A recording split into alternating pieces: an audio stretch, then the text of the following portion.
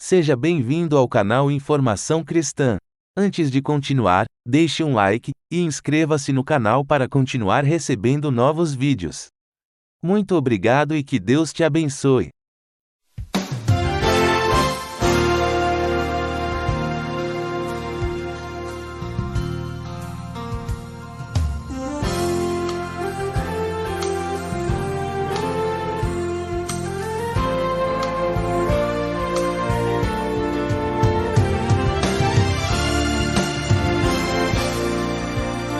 Muitas pessoas têm tido seus sonhos destruídos pela falta de confiança absoluta em Deus.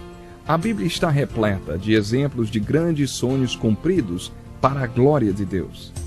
Encontro com a Palavra é um programa escrito pelo Dr. Dick Woodward e narrado por Pastor Edson Bruno. Ouça e descubra verdades que lhe ajudarão no seu dia a dia. Com você, Pastor Edson Bruno.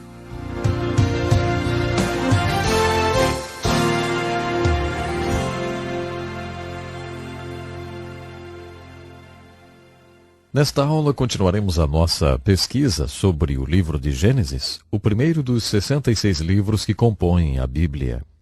Portanto, você é muito bem-vindo a mais este programa. Começamos a pesquisa do livro com uma visão muito geral. Falamos sobre algumas das primeiras coisas que são mencionadas no livro de Gênesis. Agora, iremos para o capítulo 4 e eu gostaria de mencionar mais uma vez algumas coisas sobre o motivo pelo qual o livro de Gênesis foi escrito. Mantenha essa perspectiva. Gênesis, que significa começo, conta a história de como era tudo no princípio. Não porque Deus acha que nos deve uma explicação, mas porque Ele quer que saibamos isso. Muitas das coisas no livro de Gênesis são descritas dessa forma. Deus quer que entendamos o casamento como o casamento é. E é por isso que Ele nos fala do casamento assim como o casamento foi no princípio. Deus quer nos falar, como Ele no capítulo 3, da crise do pecado como ela é, por isso ele descreve a crise como a crise era. Na segunda metade do capítulo 3, também vimos a comunicação entre Deus e o homem, como ela é e como ela era.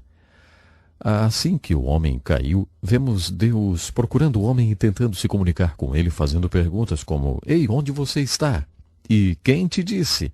No momento em que lemos essa passagem, na segunda metade do terceiro capítulo do livro de Gênesis, devemos perceber que essa passagem está descrevendo algo muito importante. Deus ainda procura por nós nos dias de hoje. Deus ainda se comunica conosco nos dias de hoje. Se pudermos entender isso, então poderemos entender as muitas experiências que temos, especialmente experiências trágicas ou de crises. Muitas dessas experiências trágicas ou de crise são resultado de Deus procurando nos alcançar, tentando chamar a nossa atenção e se comunicar conosco, tentando nos fazer pensar sobre onde nós estamos. Há alguns anos conheci um homem que era o comandante de uma esquadra de aviões da Marinha. Ele me contou de uma vez que havia ensinado a todos os seus pilotos como usar os pontos de orientação quando estivessem perdidos. Quando um piloto estava voando e saía da linha de visão, geralmente ele se perdia. Então o comandante ensinou a eles esses 5 pontos de orientação.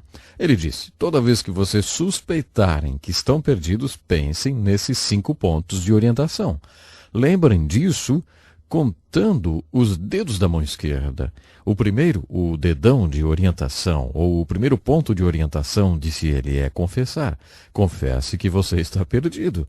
Do jeito que esses jatos de hoje em dia são rápidos, se vocês não confessarem logo que estão perdidos, vão ficar muito mais perdidos ainda. Então, o primeiro ponto de orientação é confessar.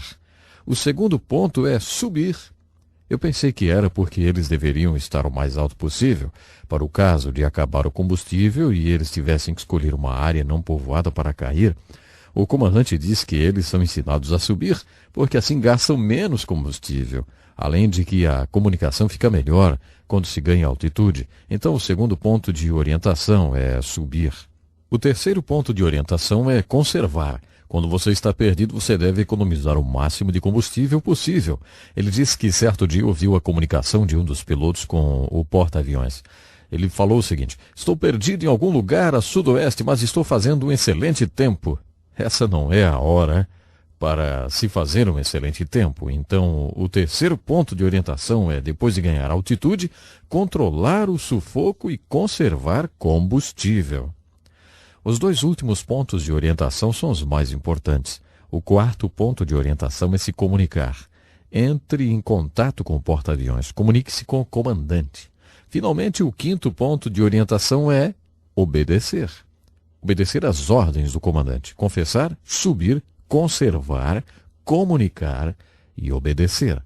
Esse é o regulamento ensinado a pilotos de jatos, que os auxiliará quando estiverem perdidos e como voltar à base.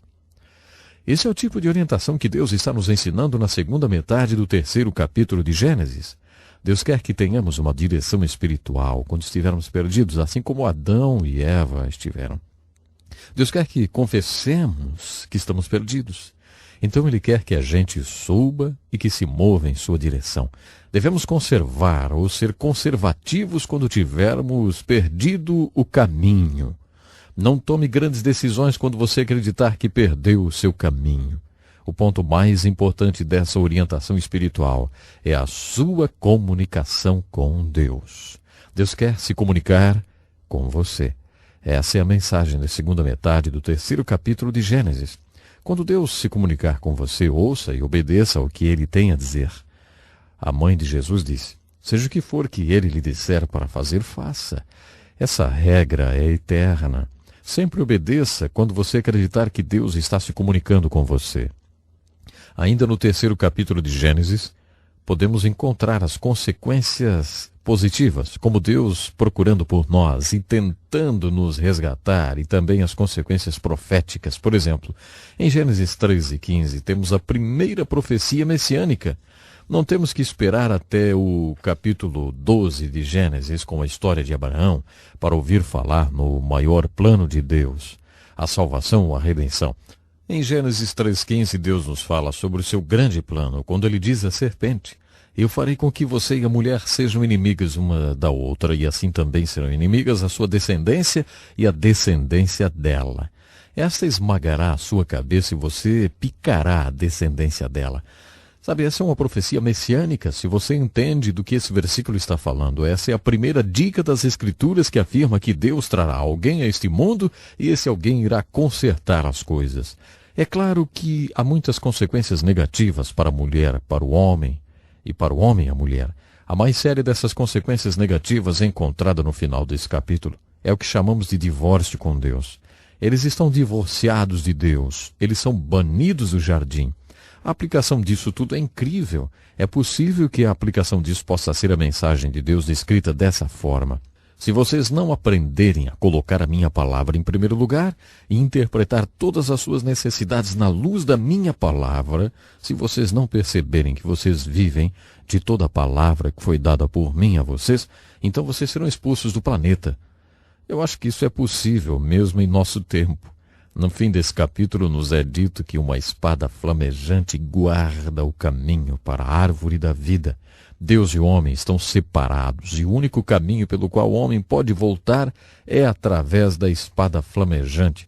Muita gente acredita que a espada flamejante é uma imagem de Jesus Cristo, a palavra da vida, porque Jesus é o único caminho de volta.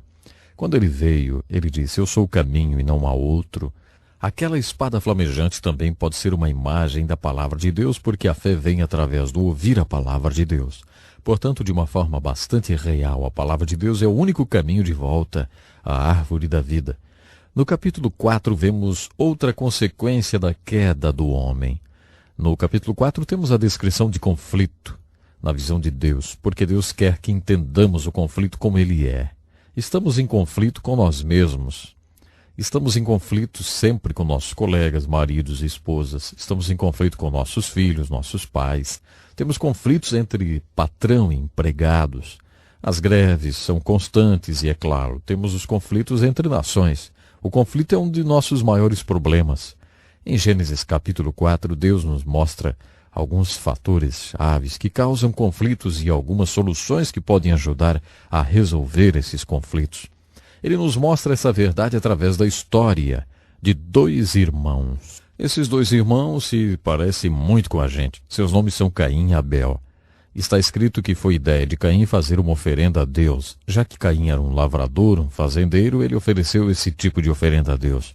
O seu irmão Abel era um pastor e ofereceu um animal como oferenda. Ambos levaram oferendas a Deus. Se você ler a história cuidadosamente, vai perceber que Deus não estava muito satisfeito com Caim como homem. Caim não era aceitável aos olhos de Deus, portanto, Deus não aceita a oferenda de Caim. Observe cuidadosamente. Então, é dito que Deus estava satisfeito com Abel. Temos duas palavras aqui que eu gostaria de apresentar a você nesse ponto. Essa palavra vem do grego. A primeira é exegeses. Essa é uma bela palavra que significa extrair de um verso da Escritura tudo que está dentro desse verso. Nos seminários estudamos grego porque pretendemos ser estudantes da Bíblia ou pastores. No primeiro ano estudamos a gramática grega. Se você estudar o grego por 4 anos, os próximos 3 anos serão exegese. Isso significa que você estudará as Escrituras e irá interpretá-las. Exegese é quando você chega num verso das Escrituras em grego e tenta extrair desse verso tudo o que essas palavras em grego dizem. Ex significa fora de. Exegese significa então extrair de um verso tudo o que ele diz. A outra palavra é o oposto de exegese em grego, que é eisegeses. Eis, em grego, quer dizer o oposto de ex. Eis significa dentro. Então, exegese, eisegese, quer dizer que você vai até um verso da Escritura e lê dentro desse verso algo que não está explícito. Isso é bobagem. Conforme você for aprendendo as regras para o estudo da Bíblia, vai descobrir que isso é uma grande bobagem. Já vimos exemplos disso no relato da criação em Gênesis, onde muita gente acha que houve uma catástrofe entre os versos 1 e 2. Isso simplesmente não está lá. Isso é ler dentro das Escrituras alguma coisa que não está lá.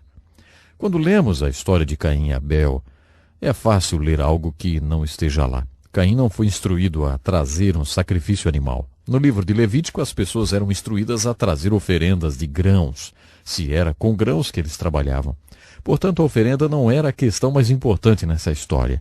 É óbvio que a questão mais importante não é a oferenda, é o homem. No capítulo 11 do livro de Hebreus, há um comentário sobre essa história. E esse comentário diz que Abel, através de sua oferenda, deu seu testemunho de que era correto como homem. Percebemos que Deus se preocupa mais com o homem do que com a sua oferenda. A história aqui é a seguinte: Caim é o Senhor inaceitável. Eu não creio que a Bíblia explique por que ele era inaceitável. Ele era assim. E é claro que Deus sabia disso. Abel é o Senhor aceitável. Agora o Senhor inaceitável e o Senhor aceitável trazem uma oferenda a Deus, e Deus rejeita a oferenda do Senhor inaceitável. O Senhor inaceitável, diz a Bíblia, fica zangado e deprimido. Ele estava zangado. Muito zangado.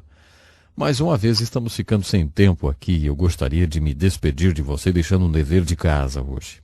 Leia essa história bastante conhecida de Caim e Abel.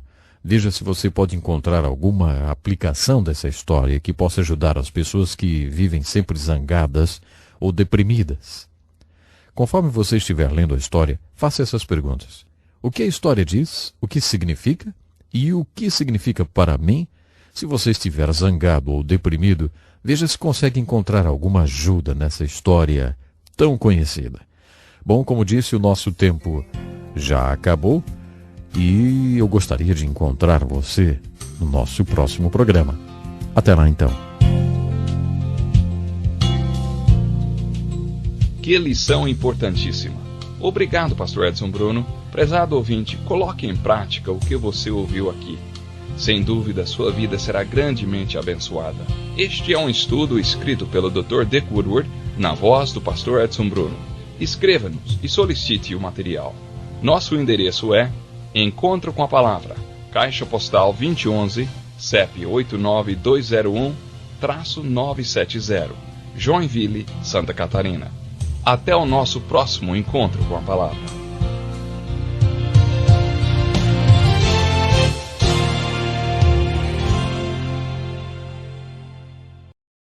Obrigado por ter assistido um vídeo do nosso canal Informação Cristã. Esperamos que ele tenha edificado a sua vida e também da sua família. Pedimos que por favor se inscreva no nosso canal, dê um like e compartilhe esse vídeo para o maior número de pessoas, para que elas também sejam edificadas e alcançadas pela palavra do nosso Deus. Que Deus te abençoe e até o próximo vídeo.